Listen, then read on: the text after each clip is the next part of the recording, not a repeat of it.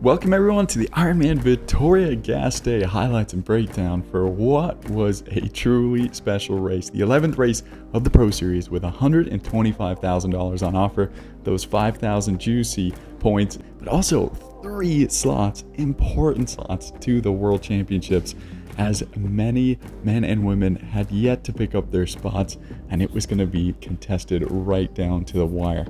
We ended up having one of the biggest disqualifications in Ironman history, probably even bigger than that disqualification of Lionel Sanders last year. We also had a surprising new victor on the men's side and a special woman proving that you can definitely race both series well and looking like a top contender for both. So let's unpack how it unfolded and how we got this dramatic race. Starting off with the swim, of course, on the men's side, we had Sam Laidlow and Richard Varga take it out extremely hot. In the end, the swim course record was unsurprisingly broken. Richard Varga is one of the best swimmers in the sport, probably the second best swimmer right now behind Lucas Voigt. Although at one point in the swim, he did decide he had enough of pushing the pace and wanted Sam Laidlow to do some of the work, so he put in some backstroke. Impressive that he was able to turn right over and get back on his feet. But they got out with just over a minute lead from the likes of Antonio Benito Lopez, who we would see much more in the rest of this race, as well as Matthias Pedersen, Bradley Weiss, David McNamee, all guys chasing their Kona spot. Further back from them was Cameron Worth, who said he had one of his worst swims to date. Still a pretty decent 50-minute, 29-second swim, but it left him quite a bit to catch up on the bike. But I don't think with his pedigree, he would have been too worried.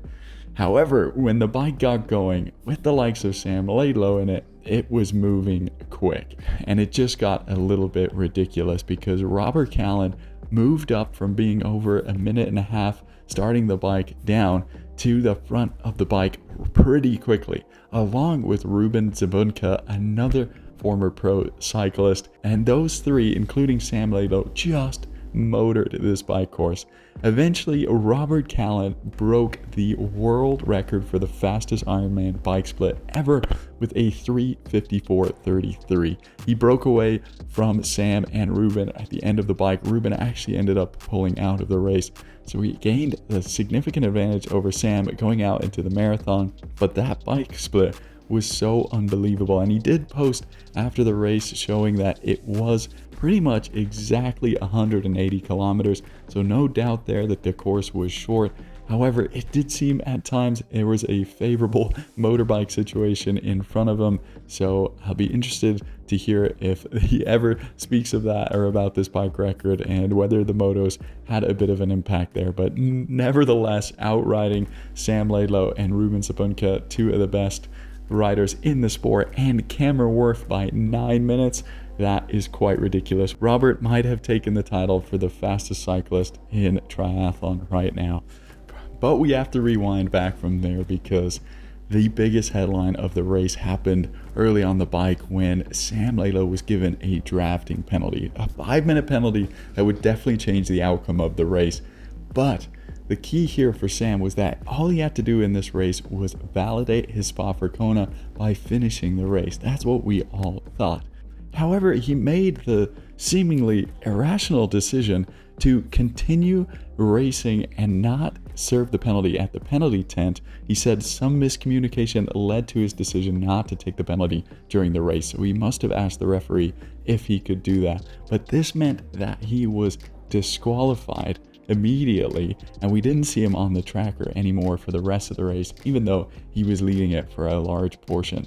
So just crazy that at this point we thought Sam was not going to be racing Kona because the last race to qualify would have been Ironman Frankfurt, and according to all accounts that race start list is full. So everything was going to ride on his protest to Ironman after the race to see if they were going to overturn the penalty, and they didn't. So Sam was disqualified, and we had some radio silence for a little bit. Pro Tri News even put up a podcast saying that he wasn't going to Kona, but thankfully Ironman has put out a statement. Here it is. Ironman has said Sam Laidlow's completion of the Ironman Vitoria-Gasteiz triathlon meets Ironman's written policy on the World Championship validation, which stipulates that an athlete must race competitively and finish an Ironman triathlon, which he did, or 2 Ironman 70.3 triathlon races within the qualifying period. There is a lot of debate already going on about this. Just read some of the comments on their post. But for me, I'm glad that they did this. It would be such a shame not to have the world champion racing in Kona. But going back to the race, because there was still so much drama to unfold. We knew once Robert started running that he wasn't running fast enough and didn't have a big enough gap to take the win. So it was going to be one of the 5 guys running well behind him that would most likely take the win here. And almost all of them, except for Cameron Wurf, were chasing a Kona slot. So it was going to be really competitive. In the end, it was the home crowd favorite, Antonio Benito Lopez, former ITU world champion in long distance, who flew completely under the radar for this race. But when you look at his results, it makes total sense why he was running the fastest. Eventually ran a 2:37 to take the win ahead of David McNamee, who impressively is doing this Ironman racing alongside his T100 contract. He ran a 2:42, said it was the hardest 15Ks of his career, suffering from overheating and dehydration. Cameron Wurf then ran a 2:44 to pick up a podium. He didn't need a Kona slot, so that meant Bradley Weiss, thankfully, who he overtook in the last bit of the marathon, picked up his Kona slot ahead of Christian Hogenhaug, who was leading for a lot of this race. Brutal for him. He just missed out in 5th place, even with a 7:44. But this was an especially fast race with so many of the records breaking. The course record was broken, the run course record was broken, and the bike record, the swim record. Absolutely insane how fast these guys went on this day. But moving on to the women's, because this one was fun as well, because it started off with a rapid swim, Stephanie Clutterbuck getting a 4.5-minute gap on the likes of Kat Matthews, who came out of the water second with a large group of women in tow, including Els Visser, racing her second full distance race in a week as she was coming off of a great result at Challenge Roth. So impressive that she was there right behind Kat Matthews out of the water. Daniela Blamel and Ruth Astle were there, and those women would work extremely well together, but they would have to work quite hard to catch Stephanie, who was riding really well. It took them until the 120K mark on the bike to catch this new pro, but eventually they would drop her about 30 kilometers further down the road, and it was going to be these 4 women into transition first. And just before they got to transition, Ruth Astle and Kat Matthews made a bit of a break on Daniela Blamel and Els Visser, who probably would have hoped it was the other way around, knowing that Kat and Ruth are probably the better runners out of those 4. But they got that extra minute and they enjoyed some time together in T2. What'd you do? I enjoyed watching you get the league, get the best bike split. Ooh, we're going to do an extra crash.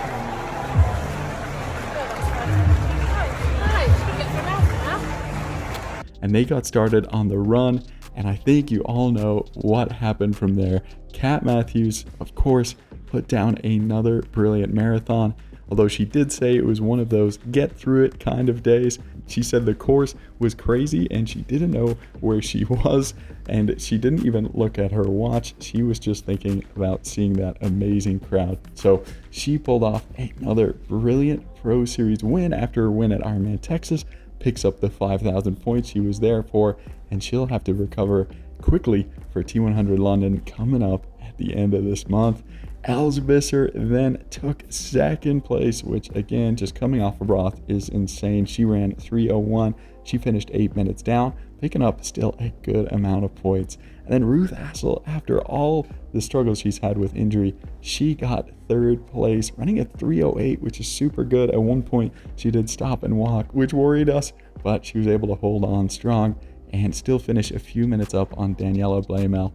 And Simone Mitchell took 5th place. So there we are, the 11th race in the books. Next up is Ironman Lake Placid, which the start list is just so stacked. But yeah, Antonio Benito Lopez proving he is a Kona contender.